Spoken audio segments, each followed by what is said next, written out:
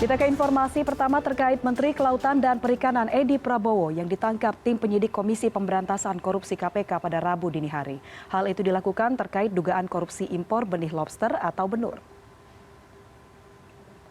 Menurut sumber CNN Indonesia, Menteri Edi Prabowo ditangkap sesaat setelah mendarat di Bandara Soekarno-Hatta, Jakarta sepulang dari Amerika Serikat pada Rabu dini hari, tepatnya sekitar pukul 1 waktu Indonesia Barat. Edi kemudian dibawa oleh tim penyidik KPK ke gedung KPK di Kuningan, Jakarta. Penangkapan ini dilakukan KPK terkait perizinan ekspor benih lobster atau benur. Wakil Ketua KPK Nawawi Pamiolanga melalui pesan singkatnya kepada CNN Indonesia TV membenarkan telah mengamankan sejumlah orang pada Rabu dini hari tadi. Namun Nawawi enggan merinci siapa saja yang telah ditangkap. Sementara berdasarkan informasi yang disampaikan oleh pelaksana tugas juru bicara KPK Ali Fikri, ia mengatakan bahwa ada lebih dari 10 orang yang dibawa ke gedung KPK.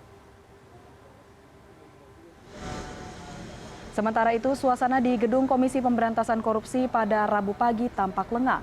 Edi Prabowo ditangkap di Bandara Soekarno-Hatta, Cengkareng setelah tiba dari Amerika Serikat. Sumber CNN Indonesia menyebutkan dalam rombongan itu, Edi Prabowo bersama dengan 12 orang lainnya.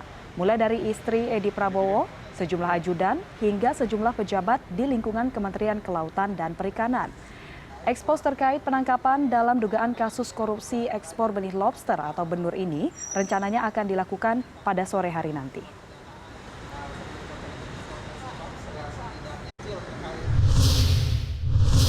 Dan bagaimana perkembangan kasus penangkapan Edi Prabowo ini? Sudah ada koresponden CNN Indonesia Mahardika Utama di Gedung KPK Jakarta.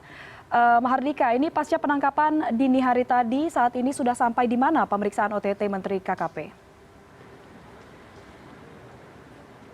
Ya, selamat siang, Farhanisa. Sampai saat ini pemeriksaan dari Edi Prabowo dan juga sejumlah pihak yang tadi malam atau pada dini hari tadi diamankan dibawa ke Gedung Komisi Pemberantasan Korupsi masih menjalani pemeriksaan dan hal ini juga dibenarkan terkait dengan penangkapan ini oleh Wakil Ketua KPK Nawawi Pamolongo yang menyatakan bahwa memang benar dilakukan penangkapan terhadap Edi Prabowo dan juga PLT dari juru bicara KPK Ali Fikri juga menyatakan bahwa timnya atau pihaknya menurunkan lebih dari 3 kasatgas termasuk kasatgas penyidikan, penyelidikan dan juga termasuk jaksa penuntut umum dan dibenarkan pula bahwa penyidik senior Novel Baswedan turut serta dalam penangkapan yang dilakukan di Bandara Soekarno-Hatta. Kalau kita bicara soal kronologis Farhanisa, sejak pekan lalu, Edi Prabowo berada di Amerika Serikat dan melakukan sejumlah kegiatan, diantaranya adalah penandatanganan MOU kerjasama dengan salah satu universitas di Hawaii terkait dengan pengembangan bibit udang. Dan selain itu pula dari unggahannya di akun Instagram, ia juga sempat menemui anak buah kapal asal Indonesia yang bekerja di Amerika Serikat. Kemudian ia melanjutkan perjalanan untuk kembali ke Indonesia dengan menggunakan salah satu maskapai penerbangan, sempat transit di Narita, Jepang, lalu kemudian kembali ke Bandara Soekarno-Hatta atau kembali ke tanah air pada pukul 23.30 ketika pesawat sudah mendarat. Penyidik dari KPK sudah berada di sana dan setelah rombongan dari Edi Prabowo yang terdiri dari 13 orang, termasuk diantaranya adalah istri, lalu sejumlah ajudan, lalu juga ada beberapa direktur dan juga dirjen dari lingkungan Kementerian Kelautan dan Perikanan turun dari pesawat. Penangkapan dilakukan pada pukul 1.10 dari 13 orang tersebut dibawa ke Gedung Komisi Pemberantasan Korupsi untuk dimintai keterangannya lebih lanjut dan saat ini masih berlangsung. Keterangan dari Wakil Ketua KPK Nurul Gufron menyebutkan bahwa penangkapan ini diduga terkait dengan adanya dugaan korupsi dalam kasus dugaan korupsi ekspor benih lobster atau benur. Dan ekspor benih lobster ini atau benur ini memang menjadi salah satu gebrakan yang dilakukan oleh Edi Prabowo saat ia mulai menjabat sebagai Menteri Kelautan dan Perikanan menggantikan Susi Pujiastuti. Sebelumnya, kebijakan ekspor lobster ini dilarang, pelarangan terkait dengan penangkapan dan juga pelarangan untuk membawa benih lobster ini ke luar Indonesia dilakukan oleh Menteri Pujiastuti dan sebaliknya keran ekspor justru dibuka oleh Menteri Edi Prabowo. Dan saat ini sudah ada 31 perusahaan yang memiliki hak untuk melakukan pengembangbiakan dan juga pembibitan dan juga ekspor untuk lobster ke luar Indonesia. Dan sampai saat ini hingga pukul 12.06, pihak dari Kementerian Kelautan dan Perikanan kami mendapatkan informasi bahwa tengah menggelar rapat yang dipimpin langsung oleh Sekjen Antam November bersama dengan Inspektur Jenderal dari KKP, tapi belum ada keterangan resmi yang diberikan kepada awak media.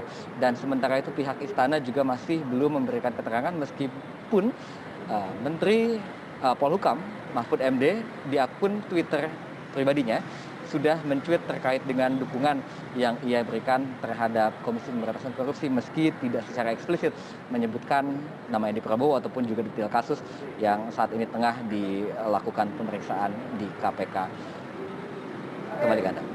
Ya, lalu Dika, pada dini hari tadi Menteri Edi Prabowo ini ditangkap kabarnya bersama 10 orang lainnya. Lalu apakah KPK sudah mengeluarkan rilis resmi terkait nama-nama lain yang ditangkap hari ini?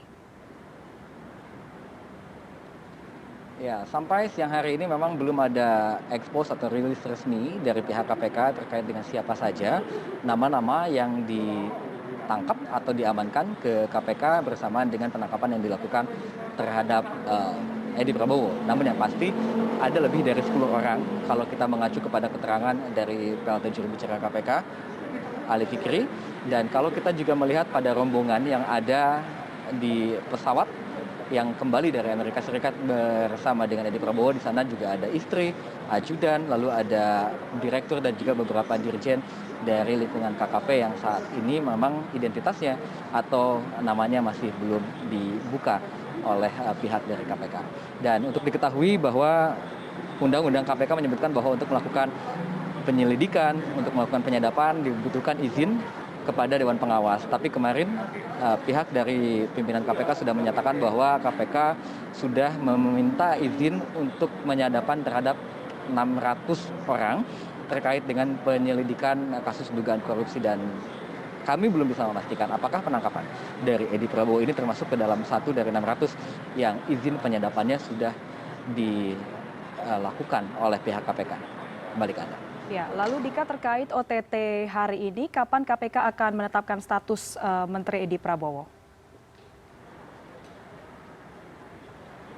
Ya, status hukum terkait dengan Edi Prabowo biasanya akan diumumkan ketika ekspos sudah mulai dilakukan. Tetapi biasanya ketika ada operasi tangkap tangan, maka status tersebut sudah dipastikan akan menjadi tersangka. Namun kita masih akan terus menunggu keterangan resmi dari KPK dan Farhanisa untuk diketahui bahwa Edi Prabowo adalah menteri pertama di era Presiden Joko Widodo yang tertangkap oleh KPK dalam operasi tangkap tangan.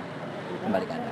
Baik, terima kasih koresponden CNN Indonesia Mahardika Utama atas laporan langsung Anda. Tentunya kita akan menunggu perkembangan selanjutnya dari kasus OTT kali ini. Terima kasih, Dika.